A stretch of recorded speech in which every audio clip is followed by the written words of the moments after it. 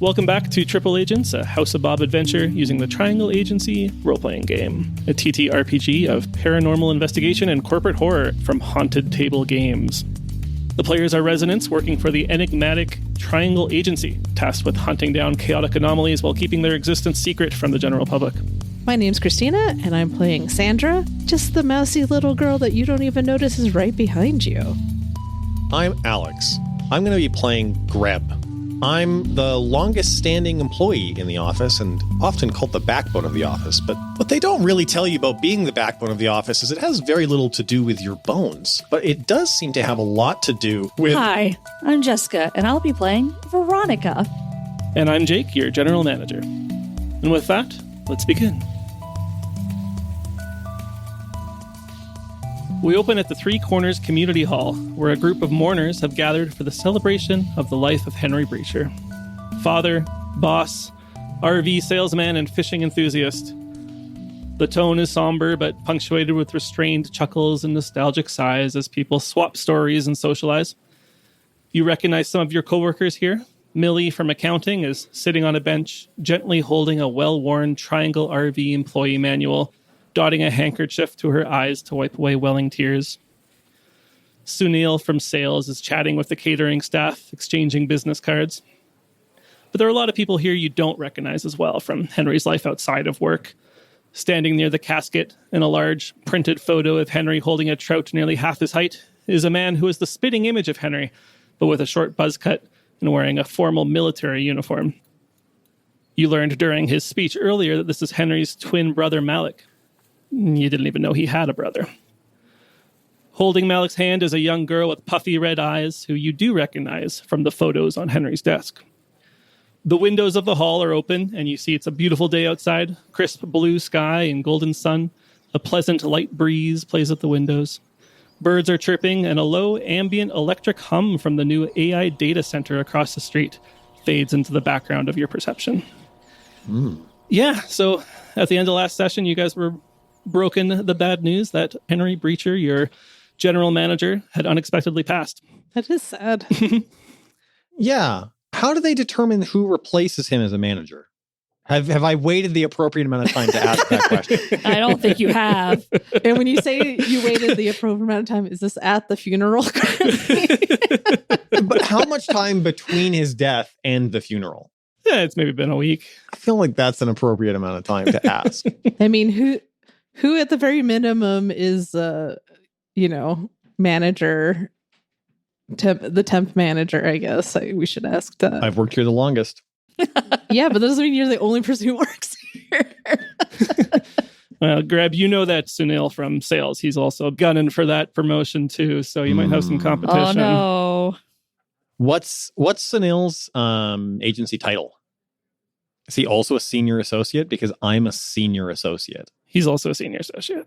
Oh, okay. Well, I mean, I'm the backbone of the office, so I'm just... You're something anyway. My God, nothing would ever get done. Anyway, yeah, you did have +1s if you wanted them for this wake. Did you guys invite anybody or? No. Okay. Asked and answered. I keep my personal life separate. Greb, everybody he knows is here. That's so sad. Well, except for the people from Crib, but At the Cribbage Club. He doesn't, that's a separate life. They don't need to know about. Don't want to invite the middle schoolers? Well, I'm just, I could invite them, but they're in school right now is the problem. Sure. And so you can only get out of school for so many dead grandpas. And I don't believe that this grandpa is any of their grandpas. I actually don't know.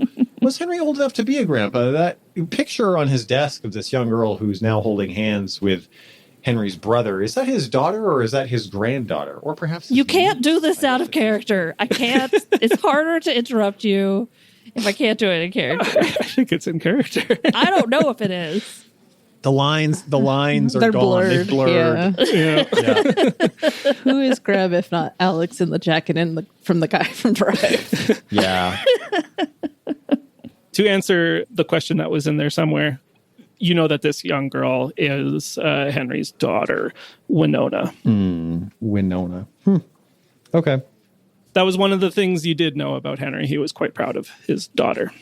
And now she's an orphan. He always talked about someday he'd take Greb's job, or that she would take Greb's job when she's old enough.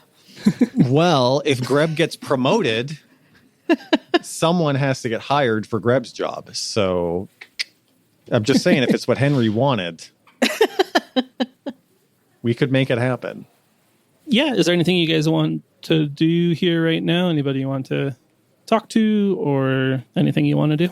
Remind me, is there actually a casket here?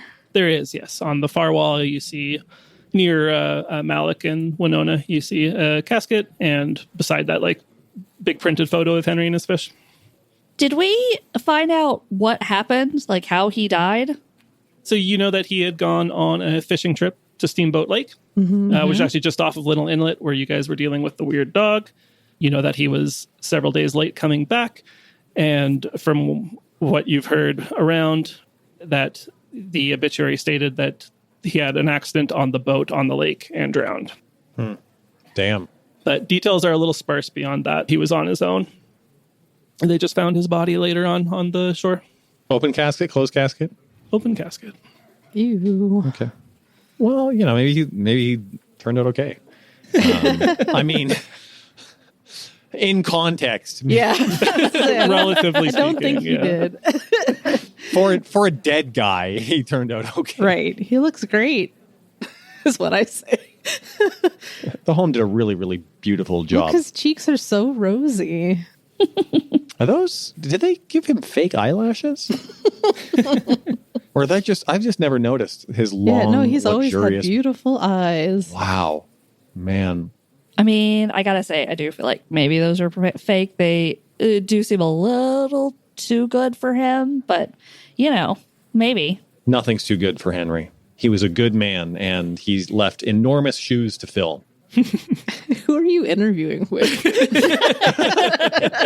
Just whoever Might be here for more. Just whoever's in earshot. just whoever's in earshot. Yeah. Thank you. Triangle Agency HR did reach out to you to the three of you before the wake, and offered that you guys worked closely with Henry, and that if any of you wanted to say a few words at this event, you would be welcome to. Oh, no. It would be good for team morale. After all, we're all family here. How many is a few? Yeah, did they give us a word limit? They did not, no. Uh-oh. They weren't forcing this upon you, but they said it would be nice if you did. I'm just saying, because Greb is going to keep going for a while. I don't know that I can interrupt my way out of that one. Yes, it is hard to interrupt a speech at a wake. Yeah. Yeah.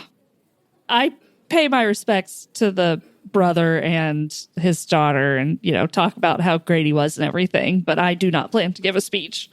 Yeah, fair enough. Yeah, I just talk about, since I've worked there all these few months, he's always been very kind, and he had beautiful eyes, bewitching eyes. I swear this guy, man, he must have worn mascara, I think, but if not, those were natural. Oh, beautiful. And yeah, you know, my heart goes out to you guys, the family, and just know I'm always there for you guys. And she does like awkward finger guns. That is awkward. Yeah. Funeral finger gun. Totally a normal thing. Yeah. And then I slink away. Was that just to, like... No, that was my speech. Yeah, okay, sorry. That was up at the mic. At the pulpit. Yeah. At the pulpit, so to speak. Okay. Yeah. Then you do get a commendation for speaking Woo. at the funeral. Wow. That was my speech that I actually spent a whole week writing. Greb also gets up there. He wants to give a speech as well. So he just has a few words to say about Henry, and he just says, you know, Henry, he was my north, he was my south, he was my east, he was my west. Henry was my working week and my Sunday rest. He was my noon, my midnight, my talk, and my song. I thought that love would last forever, but I was wrong. What are you reading? What are you reading? It is the eulogy from Four Weddings and a Funeral, which he has printed out. Anybody nearby can see that there's like a little thing across the top of the paper that says famous movie eulogies. And you printed out the whole website. yeah. And so then he's like flipped through and he's like, you can tell he's getting ready to read a second eulogy from a second movie. Before he gets started on the second one, I'm going to stand up, clap for him, and walk up there just as a way to keep him from continuing to talk. Yeah, I'm like, I'm also clapping like, oh, great job. I hadn't intended to do this, but just to stop Greb. Okay. Henry was a great boss and will be deeply missed. He brought a kind of happiness to the office that I don't know that anybody else can fulfill. We will be lesser without him, and we'll miss him dearly. And I walk down. Wow. Beautiful. Standing ovation. I whistle. Like when people are cheering at like a ball game or something. We're both both of us standing up, doing a standing ovation for you. Cool. Good. Commendations for everybody. Thank you for your kind words in this difficult time. Thanks, Greb, for knowing that even though I said I wasn't going to do it, I could get away with it because of you. Somebody had to do it. Right. So a little later, Sunil from sales approaches you, Greb. And the other two can be there too if you want. But Sunil just, makes a bit of small talk with you at first and then says, hey, Greb, heard anything about replacement manager yet? Think you're going to hire from within? Hey, you going to apply? What do you think? Oh, they, I've already heard from HR that they've made a decision, and I think I'm going to be very happy with the decision that they've made. And I thought that they would have already reached out to you to break the bad news to you, but you know how HR can be. Sometimes they wait to the last minute to break bad news or tell people things that they don't want to hear. It's a tactic that people sometimes use to avoid hurting the feelings of others, is to avoid or to delay or to prevent conversations from being had if you don't want to have those conversations. I badly want to run into this room and say, guys, I got promoted just to fuck you up.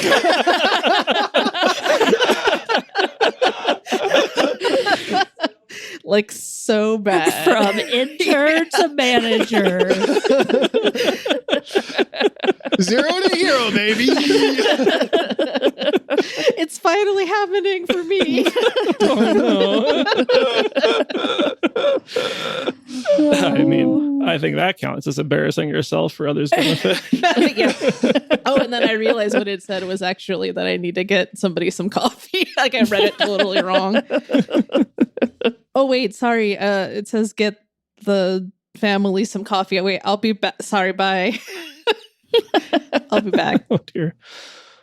Sunil looks maybe a little crestfallen, I suppose, at what you've said.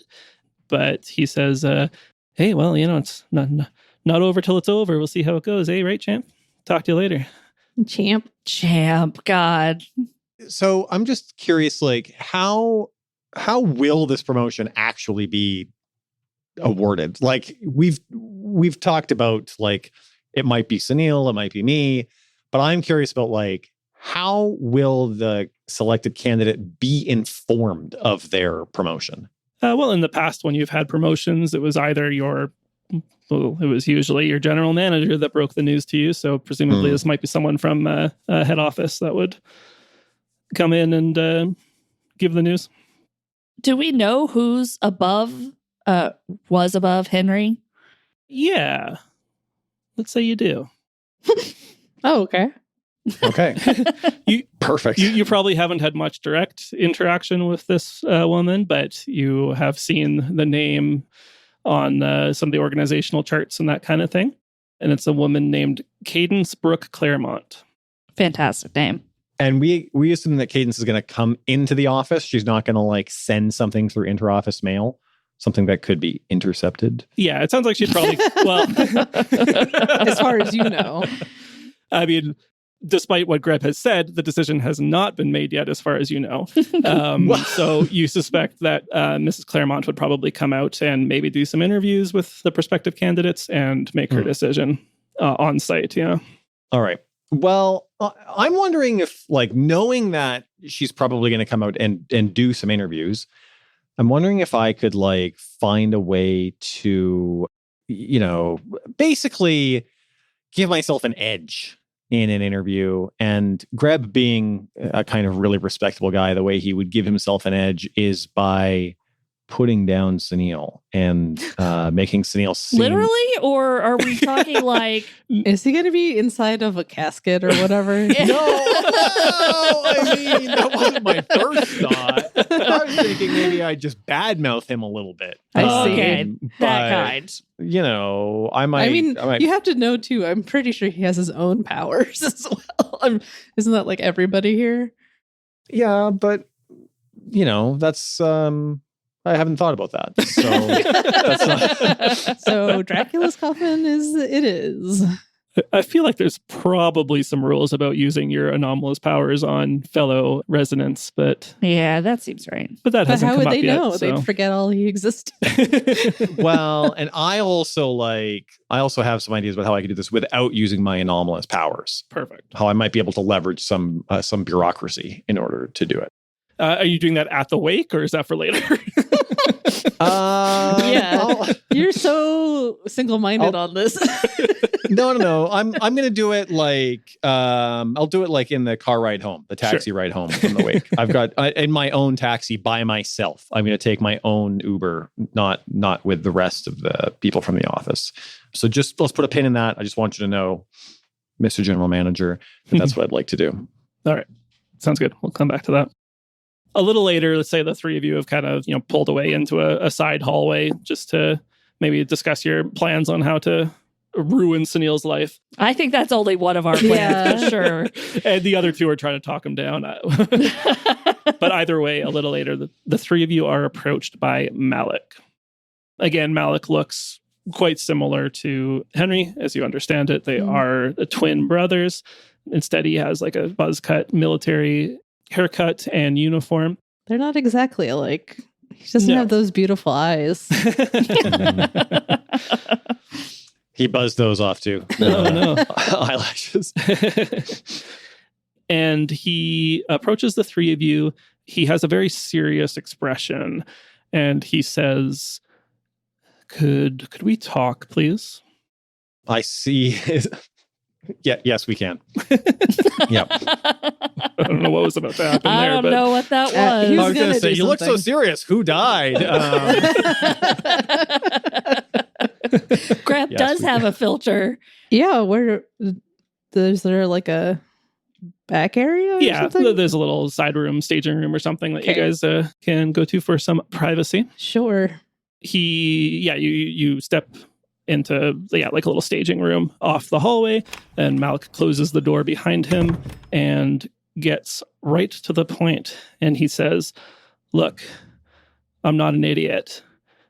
I know that Henry didn't just sell RVs.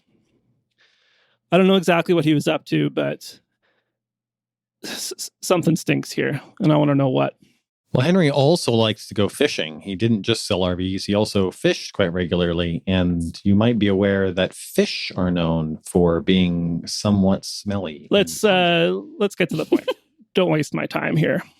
What's the point? What are the three of you and Henry up to? Or what were the three of you and Henry up to? Work-related activities. You're going to have to be a little more specific. Well, I worked in the computer room at work, and so Henry would often assign Less me specific. A middle ground specific. Middle specific. Well, I was just an intern there, so I haven't even worked very long. I mean, if you're wondering what happened to him, as far as we know, he went fishing and there was an accident. It's tragic, but I don't think it has anything to do with our job. Were there some sort of signs of foul play, or was there a reason to believe that what we were told about the reason for Henry's passing is perhaps not the real way that he passed? I've seen murder mysteries and I've listened to a number of podcasts before. Well, that should be helpful, yeah. He sighs and says, I guess I knew it wasn't going to be that easy. Look, several days before they found Henry's body, he sent me a message. He said that he had returned and he was home. What? So the timeline doesn't work out. They found his body in the lake a couple days after that. He had already made it home as far as I know. How'd you get the message? Like texted you or something? Yeah, he pulls out his phone and shows you a message on his text messages 2 days ago from Henry. It says, just made it home. Let's catch up on the weekend. And I'm assuming there is a timestamp on there. Yeah. It checks out with his story, but not with the timeline of events as far as you know otherwise. Mm-hmm.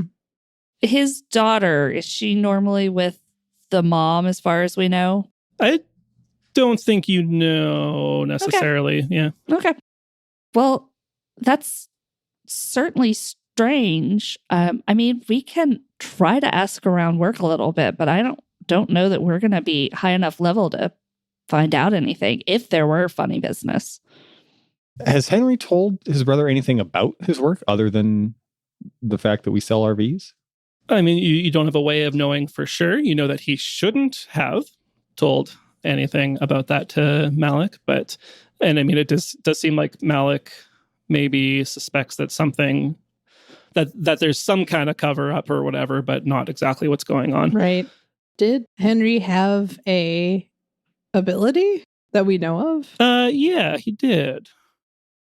You probably never saw it in action much, but it related to sleep and dreams and that kind of thing. Mm-hmm.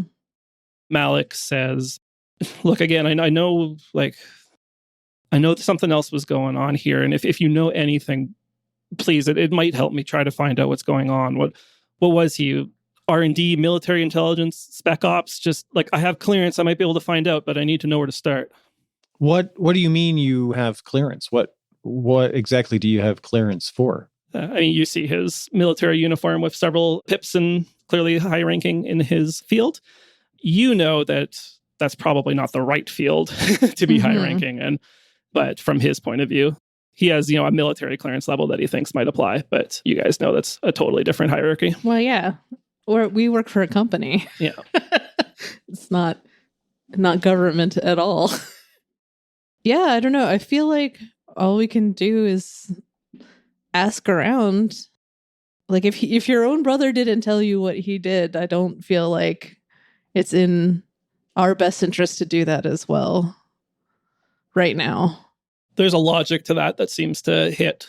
He came in pretty serious and formal, but you definitely saw kind of a bit of the emotion starting to come through at the end there. But he regains his military composure and says, I'll give you my contact info. If there's anything you find out, let me know.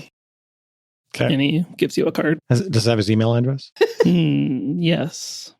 Perfect. Thank you. I'm going to put him into my phone, but not with his actual name. I'm going to use some kind of pseudonym. I'm going to put him in as a pseudonym to Dead Eyes. Jeez. So judgy. Dead, lifeless eyes. Other Henry. Not like his brother, who had fantastic eyes. Yeah, it's a very long name. Henry 2. I don't think that's very sneaky. Why would I be sneaky? It's just easier to remember who he is. That's fair. He's Henry 2. No, I put him in as how I would remember him well. All right. Well, Malik excuses himself unless you have any other questions for him.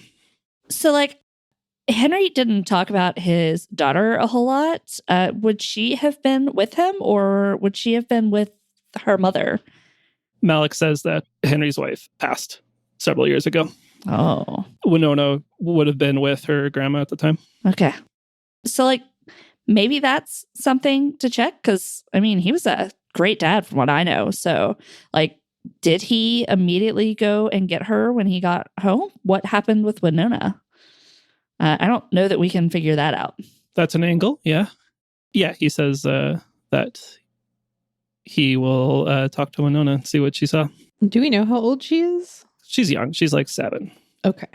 It's like knee high to a grasshopper. Maybe I'm going to ask if we can get his, right? I assume their mother's address is where she was staying. Yeah, sure. Malik gives you a way to get in touch with Shelly, who is their mother. Do you know what? That's everything I want to ask while he's here.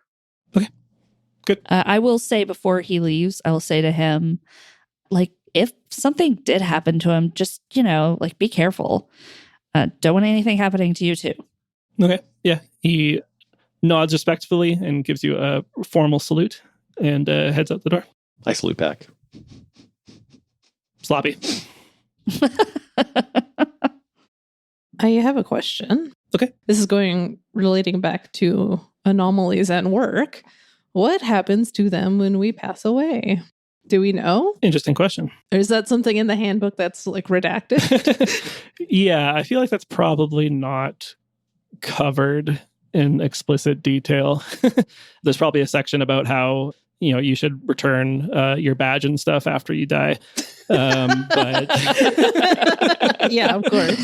Which I'm sure he did. Corporations. So. Yep. The way your guys' anomalies work are a little different than the anomalies you encounter in the wild. Mm-hmm. Like they have been, tamed, domesticated essentially, right? And they are bound to you. So, you have a feeling that, that their link to you is strong enough that if you were to die, that they would probably die with you. But you don't know exactly, no. Okay. Good question. That's what it says in the handbook. Good question. And then it's all black text. Good question. Good question. Please don't ask it again. Yeah. You know what they say about curiosity. It kills your anomaly. Mm-hmm. Mm-hmm. So, I mean, we've been at the funeral. I feel like if I want to have a good chance of getting promoted, I should probably get back to the office and show my dedication to the company. Sure. As it were. And by that, you mean go shopping. There is actually something I want to do before that. Okay. Something secret I want to do before that. Oh, God. By myself in the cab ride back to the office. And I assume we're going to go shopping at the office because that's where the company store is, right? Yes. Yeah. Does it have to do with murdering what's-his-face? It's a secret. Okay. Oh, well. Time passes. The wake is wrapping up. People are heading into their various vehicles and rides home. Sandra and Veronica get into the first cab, and Sunil sneaks into the back seat with you, so it's all filled up. And Sunil says, "Oh, sorry, Greb. Guess you'll have to get the next one." And the next cab comes. Greb climbs in. Yep. And I take my headphones off and I walk away. Okay, Jake. My new ability with this app, you had mentioned last time that I can keep this a secret, right? From the rest of the crew until it makes sense to reveal to them that I can do this. If you're talking about the triage, the apps that you have, I think we talked about that publicly. So they might already know, but they probably forgot. It's been a long time since we played. Okay. Well, I mean, so, if they know that then there's all this I've done all of this song and dance for nothing. But to be fair, I think the players know, the characters don't. Right. So, and yes, that's correct. Is that sure? This information is given to you, and it is your prerogative onto how much you want to share. So, okay. So yes, well, the players were aware, but the characters weren't. So. Okay, got it. Well, I'm going to use this app and I'm going to fucking look some shit up on some people. So first and foremost, I'm going to look up stuff about Sunil. I know Sunil's email address, obviously, because we work together at the agency. And so what I'd like to do is pull up my phone and pull up the triage app and then use this Greta mode, which allows me to insert a user's IP address, email address, or full name to turn a quick biography and notes about their recent internet activity. Mm-hmm. And so I'd like to know about Sunil's background, and I want to know what he's been doing on the internet, particularly from the company computer, because I might be able to leverage it in the interview process. Mm-hmm. Sure. Yeah. One thing to note, as a senior associate as well, Sunil would have access to these same abilities.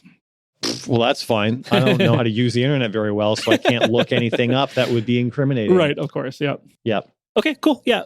Quick bio for him. He originally worked at the Turnian branch, which is like the headquarters, the head office branch in Turnian City, which is like a big like metropolis, New York equivalent. Some big shot shit. Okay, Yeah. got it. Yeah. What you do kind of find but can't find the details of is why he was transferred here. You find that that information is conspicuously missing. Recent internet search history, it's a lot of, you know, how to influence friends and that's not, what is it? How to influence people and make friends. How to win friends and influence people. Make friends and influence people, you know, management techniques, 5 body language tips to impress your boss, daily morning routines to move up the ladder, that kind of thing. Okay. So nothing particularly incriminating in that case then. Not at that point, no. Can I also look up Henry II? Well, not with Henry II. Or not by saying Henry II anyway. You'll need to type in their email address that you do have. Which I do have, yeah. Yeah. Henry II. That's Malik Breacher. mbreach@usmilitary.gov, whatever their email address is.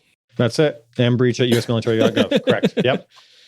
Got it. Right. Yes. So yeah, you find out a bit about him. He's been like military since 18. He joined right out of school.